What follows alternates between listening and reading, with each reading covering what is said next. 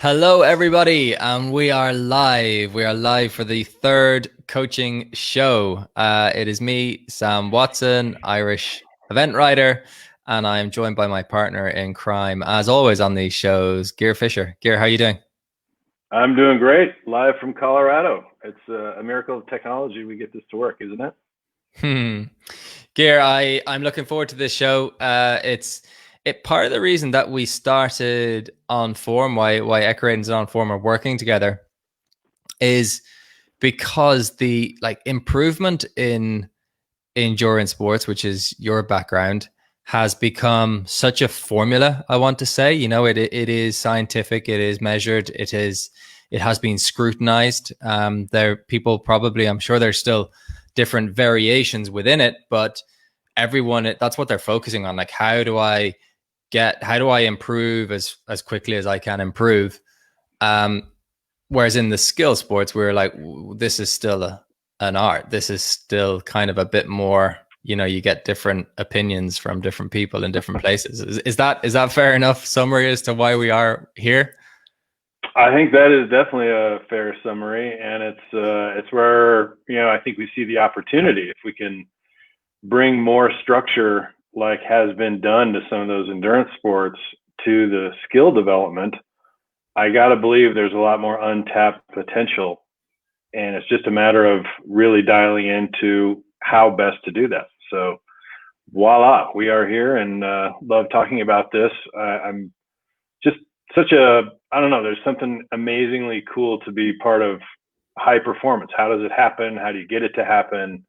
I'm just fascinated by the process. So it's something I'm personally interested in and love talking about. So I think 30 minutes, we'll just start scratching the surface, and we'll schedule the next several hours some other time.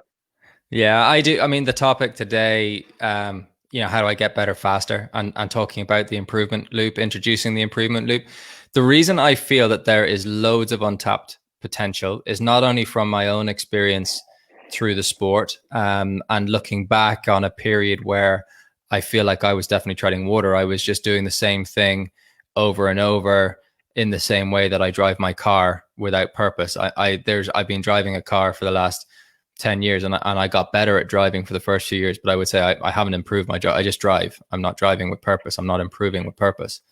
Um, I use Michael Young as an example. He is phenomenal. I think anyone who puts that just down to talent, I think, do that at your peril. I think there's no doubt that the man is hugely talented. There's no doubt that his horses were talented, but there is no doubt for me that his success is hugely down to how he trains. And what he achieved was mind blowing. Um, he went for nearly 8 years. He went for a full 8 years with his horse Le Biostatic Sam, where they never finished above a score of 36 at the top level, the 4 and 5 star level of the sport. Now, we work with countries that sometimes they might only have a handful of results from their whole squad that are below 40 at those levels. And this horse never went above 36 and below 28, a finishing score of 28, which we set as the benchmark winning score in the sport, the top level events, the Badmintons, Burleys, Kentucky's, Olympic Games, WEGs. He was finishing in that range 60% of the time. And it's just so far ahead of everyone else that it really made me think, whoa, how's this guy training? And that brings us on to I think, to step back a little bit in that everyone is going to improve differently. Gear, you're going to talk about the planning stage of it as well, which I think is relevant for this, because people will personalize it for their own situation, their own environment, their facilities, their timelines, what they have. But we definitely want to touch on, how do I actually improve? Gear, I'm going to let you go for the macro level, because I've been talking for long enough and it's already turning into a monologue. Well, this is something that I could talk on a lot. And a quick background, I've seen this loop be introduced in the endurance training world, the cycling, triathlon, et cetera, over the last, 10, 15 years. And it led to tremendous improvement in the state of the sports. And the reality is, it's all based on even academic research, principally and initially by a guy named Anders Ericsson in the early 90s. He studied, essentially why are some people high performers and others aren't, and not just in sports, but in chess, in music, in all different applications. And it basically came down to having a very structured approach to learning. And it certainly wasn't easy. And this is kind of the whole discussion about, was he born with it and have this immense talent, or, oh, he really works hard, or she's really, spends all the time doing all this effort.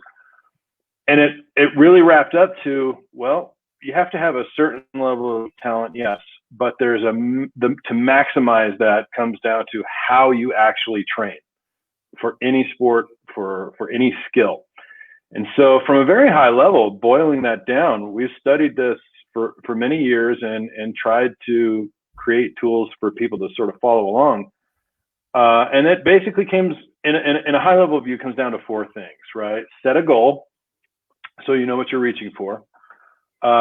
Find somebody to provide you guidance, get a coach, get expert instruction, have a plan, do very purposeful practice. So where you're actually, thinking of a structured approach, there's different words you want to use, but have a purpose to every session before you go out and do it. And then huge. Get feedback. Like, yeah, that will resonate with eventing, well, with a lot of equestrian riders as well. And I think coaches make that plan usually before the session, but definitely, like, don't just let these words pass you by, would be my big advice to people watching the show, listening to the show. That's one of the key things. Can you actually tell me what you are working on today? Because a lot of the time, we're all guilty of it. We don't. We were just doing it. And as I say, a rest day is fine, or a fun day, or a, no pressure day is fine, but it should be part of the plan. Yeah, anyway, keep exactly. going. Yeah. No, that's really good. It's a good one. It's also, as you think about those four steps, it's also where you spend most of your time. You can set a goal in 30 seconds, although there's certainly structured and smart goals and ways to do that. But the thing you cannot avoid in improvement is the actual work. You have to do the work. And there's two sides of that coin. You can either use purposeful practice to get the most out of the limited amount of time you have to train, or you can use it to squeeze the last few percentage points of improvement out of your ability. And it depends where you are on the curve. And the reality is, you might as well use it to do both, right? You might as well use it if your goal and interest is to be, to improve, not even necessarily be the best, but to be the best that you can be. Use a technique and an approach that's going to maximize all those efforts. And again, this is not anything profound or amazing, but it's not only academically proven, it ends up being the thing that, although difficult, leads to the maximum success. So have a goal, get expert instruction, do purposeful practice, and then get immediate feedback. And most of the time is in the practice and feedback component of that equation. Yeah, and that's the area I wanted to focus on, because I think that's the area that, like, all sports do tend to improve. The people are running faster. It gets more subjective in skill sports because the measurements aren't as clear. But, a lot of people will say that the level of skill is higher now in a lot of skill sports like golf or tennis. And, that argument, would the stars of decades ago, I think right. The answer that most people come up with would past stars compete today is, well, if they train the same way that people train today, then yes, I'm sure they would. But we just train better because we've learned more. We've learned from those generations. So in that sort of practice and feedback loop, that's to make that really tangible for people. I would say that in basic English, an athlete practices, the coach watches, the coach identifies something that needs to improve, What we had on our show 2 weeks ago was the athlete should also give their feedback. And I think that's a really good point and a really big point, and something that coaches should encourage and that athletes should do. And then the coach explains the solution, which is giving the feedback. So this is what I think we need to, I've watched you at work, I've watched you riding. This is what I think needs to improve. This is, I think, how we're going to do it. And then the loop's going to repeat. So the athlete's going to go and practice that. Yeah. Yeah. So to take that to the application level, part of this whole purposeful practice thing and having meaning to each session is also focusing on specific small pieces over and over and over until you master them, right? Repeating that core tenet of finding the one thing or a limiter that you need to improve, and then having your coach design drills and exercises for you to improve that thing. Rather than, think of golf, rather than just playing round after round after round, golf pros go to the putting range and spend 4 hours making 3-foot, 5-foot, and 6-foot putts. And they'll go to the range and spend an entire day working on a single iron. It's not just about playing round after round after round. And even more so, when we talk about purposeful practice, it helps so much for the athlete, I believe, and for the coach to know why you're doing it. A lot of team sports, certainly, and I think likely in the equestrian world, you show up for a training session and you just do what the coach tells you. Is it part of a bigger plan? Is it part of an overall goal? Is it leading to something? I think those are questions that we can start to introduce and make people think about in this loop, where of course it helps to practice, do what the coach says, etc. But taking that a step further, what is the progression that you're planning for? Are you planning for an event a month from now? Are you planning for an event 6 months from now? In the endurance world, we would create an annual training plan, which was a high-level guide to building your fitness over time in order to peak for an event. And in the skills world, I see similar types of approach where you can really focus on, maybe it's your dressage, maybe it's your jumping like you did. So breaking that down into small pieces and having an approach where you actually guide and work on small things until mastery is the academically proven way to, get the most improvement overall. That's great as well, Gear, because breaking it down starts the understanding. And that's a big part of that's really a big part of what the feedback is about from the coach. What the feedback is trying to achieve is firstly learning and then understanding. And I would always encourage people to, at some point, you should become a teacher yourself, depending on where you are as an athlete. The more you can start to coach, even if it's coaching yourself, like that's actually my mindset now. We'll probably do a show on psychology at some point, but the mindset that really helps me is I become my coach when I'm at big competitions.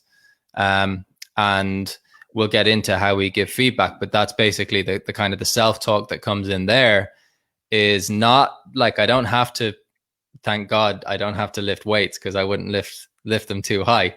And thank God I don't have to run fast or run far because, again, I wouldn't do either of those too well. But what I do have to do is execute skills. That's about being aware, being sharp, being in tune and in the moment. And it's really helpful to be the coach, of myself in that time. So yeah, so when we get into the types of feedback, we're very much in that we've set our goal and we've made our plan. I want to focus because it really brings us nicely into OnForm as to how the feedback works. And I want to give some examples because there's a phrase that exists and it's not completely incorrect. It's not one I encourage because people take it the wrong way, but overcoaching does not mean that you are doing too much purposeful practice. Overcoaching is an over-reliance, in my opinion, on your coach. It is like trying to reach a destination and you have SatNav or Google Maps, whichever you use. It is absolutely the smart thing to do to use that technology, because not only does it give you the fastest route there, it will also react to, it knows everything that's going on, it knows the big picture, it knows traffic jams, it knows everything. So really smart to use it, but that is not licensed to switch off your mind. And how many times do we use those devices? We reach our destination, and can we repeat that journey without it? A lot of the time, the answer is no, because we've not been understanding and learning along the way. And so that's where, when the first thing I have for review and learn is in the moment instruction, which is very much like the sat nav. And that's where you'll hear a coach, as someone's approaching a fence, saying, sit up, soften your hands. They're giving those directions. Now, the coach is basically seeing what's happening and really guiding the person and preventing an awful lot of things from going wrong. It's quite a hand-holding way of coaching. It's useful because athletes get to feel how to do it right. And athletes love this hand-holding type training as well. It's quite addictive, because it'll be one of those sessions where you're walking out going, oh, that was the best the horse has ever gone. That just felt so good. That was brilliant. And we love it. And it's a skill for the coach to be able to give that type of feedback as it's happening in the moment. And it breaks the loop where you have an athlete who's maybe got into sort of just practicing their mistakes. They're sort of hitting a brick wall. They're stuck. They're blocked. The horse is maybe starting to regress in performance. And that kind of coaching, that hand-holding, can really help to break that cycle. And it's important for horses as well. They don't want to have negative experiences all the time. They're not a tennis racket that we can throw against the ground and then just pick it up again. So it is useful, but the question is, how much is the athlete learning and understanding? How repeatable is it going to be? I just have to say, you're getting into comprehension, right? Like, to the point of keeping purposeful practice simple. Of course, the real-time feedback from the coach is critical, but it can also start to layer on so many things on top of each other, on top of each other, on top of each other, that the actual instruction loses meaning, because you can only keep a couple of things in your brain straight and actually, remember and think about. You might have 10 things wrong with your form, your golf swing, whatever it is, but you can really only work on improving one or two, at the moment, and really probably just one. So the comprehension piece is where some of what OnForm brings is, like, if you can extend the learning moment from that one time where the coach, the trainer, tells you soften your hands, to let me watch that back 3, 4, 5, 10 times and see exactly how that developed, what I did wrong leading into that jump, how I didn't soften my hands, what the outcome and the result was. That comprehension piece is part of what Anders Ericsson, the guy who studied all the deliberate practice stuff, calls, developing a mental representation. And that comes from being a student in not just taking the instruction, but really investigating in the feedback. And just for those folks that have recently joined, we're talking about this kind of 4-step improvement loop where, set a goal, get expert instruction, do purposeful practice, and then get immediate feedback. And you spend most of your time in this practice and feedback loop. And so that's why we're talking about the best way to do that. And again, leaning on academic research and history and study of high performers. And it's about breaking things down into very discrete, very small steps and working on one or two things over and over and over until mastery. So the idea that people can understand and comprehend what those are, you need the coach, the trainer, to identify them. You need the coach and the trainer to identify how to work on them. And then it's your job to actually understand what that means and turn that into some type of change, some type of improvement. I mean, it's not easy. Often it's very much not fun, because it's difficult, right? Spending hours on the driving range with your 5-iron is not as fun as playing golf, but it is also where you will develop, all the habits and all the muscle memory and all the mental representations that he's talking about, that's going to ultimately make your overall approach better. It is. It's actually a different type of fun, because I went there with like when improving show jumping was not just improving show jumping, was improving a very specific part of it, which was just my accuracy. So that was already becoming more purposeful because I was just focusing on one area. And even though it was very repetitive and it was like that putting, there's nothing worse in a game of golf when your performance is, you're like, I'm not getting better, I'm possibly getting worse. And it's like, I hit a really good shot and you're like, I am getting better. And then you go and try and repeat the shot 2 holes later and you're like, no, I've lost my golf ball. And that gets frustrating. Whereas the purposeful practice, where you're making small, consistent gains, that is actually fun. And I would say that's for me, it's addictive. You know, I would be addicted to that type of progress. And breaking it down. I like breaking it down. I think it's a good good fun bit. I'm guessing part of that addiction, when you think about structured training, it feels good. You hear people say they nailed their workout. At least it's certainly a term. What they did was achieve the goal of that workout. They hit the progression right. They got the 5 strides, 3 strides, 5 strides, and they did that 10 times in a row.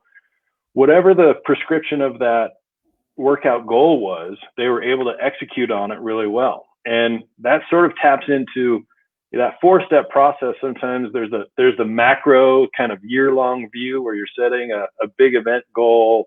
You know, you're hiring a coach, you commit to doing really focused training, and I'm going to use feedback as part of the process. There's also the micro piece, right, of that 4 steps. My goal today is to nail this workout, to get a 10 times repeatable, 5-3-5 stride, whatever the goal of the exercise is. It was designed with an overall plan in mind as part of my progression towards achieving something. I went out, I knew exactly my purpose. I executed it brilliantly on Tuesday, just like my plan was. And then I spent time understanding the feedback that I got from that effort. So it doesn't have to, that loop can be applied both to the broad range and to the, daily micro range of every single exercise and workout. And the more you and your trainer can get on that same path, I firmly believe, and I have a little bit of science and academic research to back it up, you will improve faster. Yeah, it's kind of like teaching someone how to fish rather than just giving them a fish, isn't it? It's like the second way of review on my list was that kind of that instant, the field review, where after the fence, rather than the first one was saying sit up and soften your hands before the person jumps the fence, the review part was saying, did you feel how you tipped forward, and did you feel how the horse stiffened in the contact and wasn't able to use itself over the fence? Next time you need to sit up before the fence and then soften your hands. It's more of an explanation, and I think you're learning more, because if we were back to our sat-nav journey, you would straight away after the journey, you'd be saying, remember when you passed McDonald's and you took the right turn, and you're now thinking more about what you did, which makes it easier to repeat going forward. And it's deepening your, as you say, comprehension of it. But this is where I feel, and we're going to go through some of the tools to kind of finish up the show and some of our review tools in OnForm. But that second type of review, which I feel is really important and it's taking to the next level, that memory review or that field review that you're doing just from your experience, but the visual review, which is where we're bringing in OnForm, where you, like, after you've done the exercise, you and the coach literally together, and with OnForm, that is done either in person in the session. The coach has taken the snapshot of the that 30-second video of you jumping the fence, and it's like, come on, let's go through this.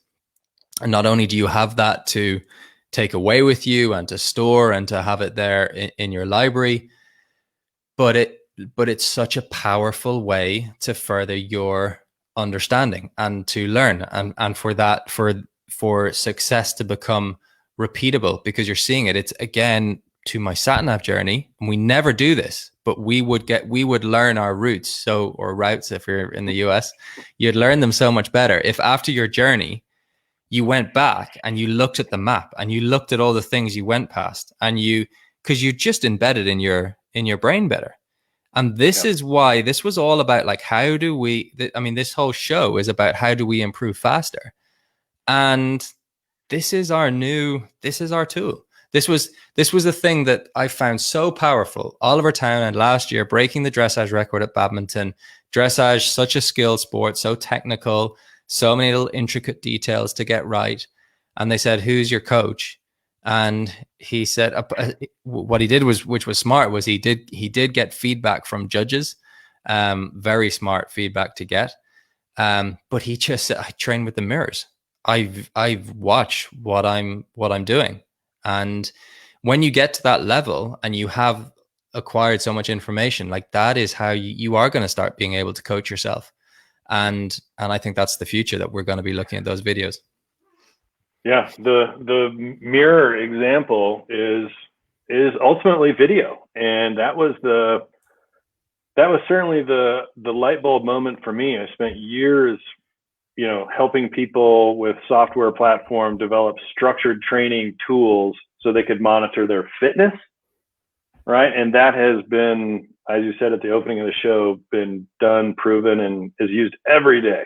You ask a runner how many minutes they've trained in, at a certain pace over the month, they could tell you, down to the minute.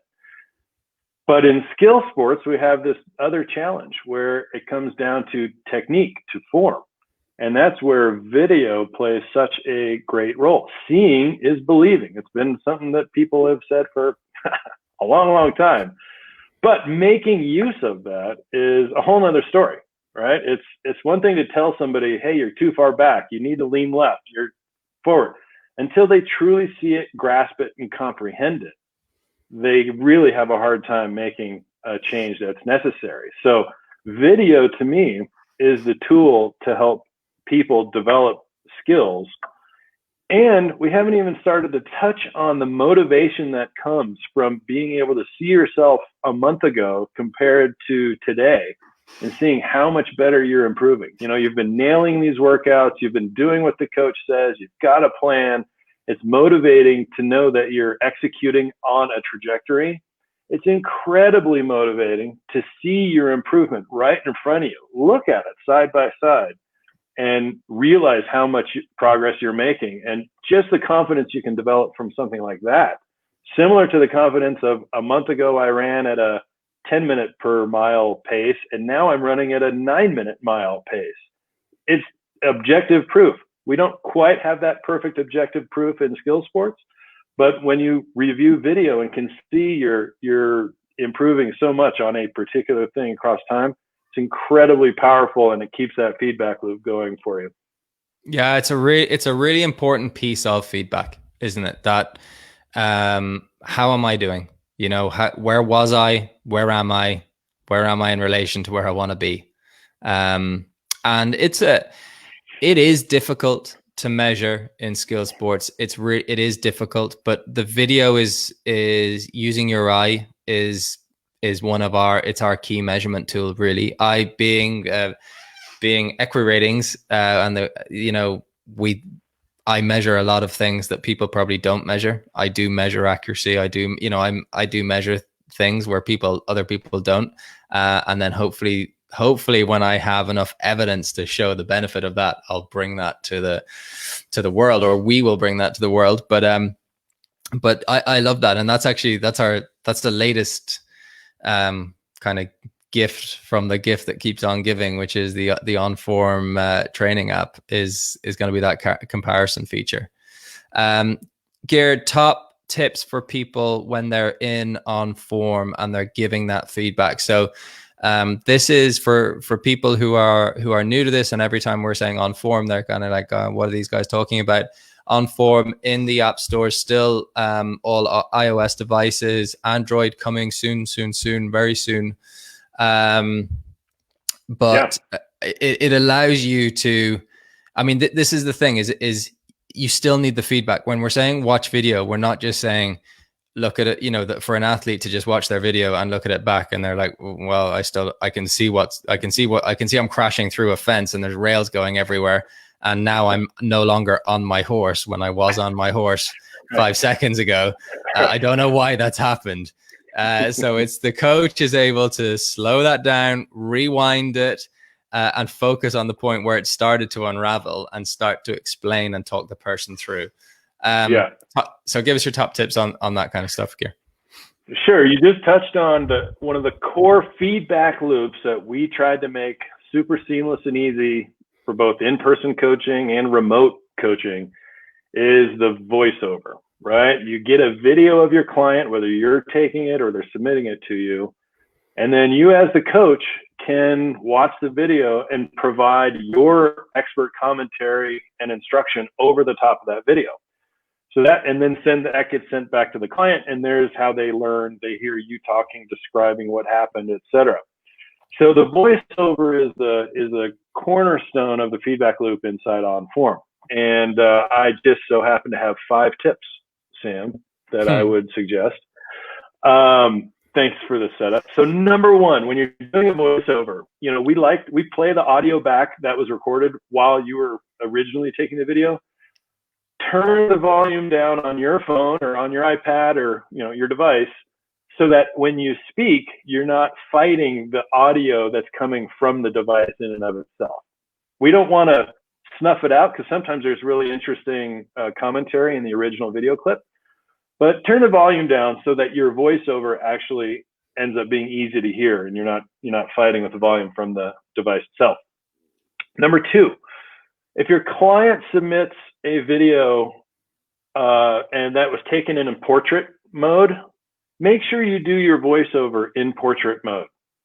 So, or if they're in landscape, make sure you do your voiceover in landscape. It will use the maximum amount of the screen real estate. Otherwise, you know, if your client takes a video in portrait with their phone, but you're doing the review on an iPad, it'll end up a small little piece of what the video could be, you know, vertically with lots of black all around it. Just flip your iPad over and then you'll be able to use maximum screen real estate. So just pay attention to what, you know, landscape or portrait on the video. And third one, we have this really cool ability to draw on the video, and you can turn the drawing on and off at any time as you talk. The voiceover records your voice and whatever you're doing with the video playback in real time, and you can draw. And then when you're done describing one scene, you can click the clear button, you know, play the video to the next scene, pause it, draw again. So you can draw, clear, and draw throughout the entire time that you're speaking. And sometimes it's not overly clear. So turn the drawings on and off and you'll be able to comment on multiple parts of the video. And also you can pinch and zoom. The other one is that you can, one person wasn't playing the video. The video was playing, and then they gave the feedback and just didn't realize that you could still press play and that you can talk over as it's moving. So once you hit that feedback button, just keep doing what you were doing, you know, keep saying, yep, cup of tea, thank you very much. You know, everything is doing it. So it's just recording what you do. So you can, and you have all the tools available to you. Yeah. So as you're playing, you can zoom in and out, right? You can pinch and zoom, something you do with photos and stuff. Try it. Zoom in, do a drawing, zoom back out, clear it off.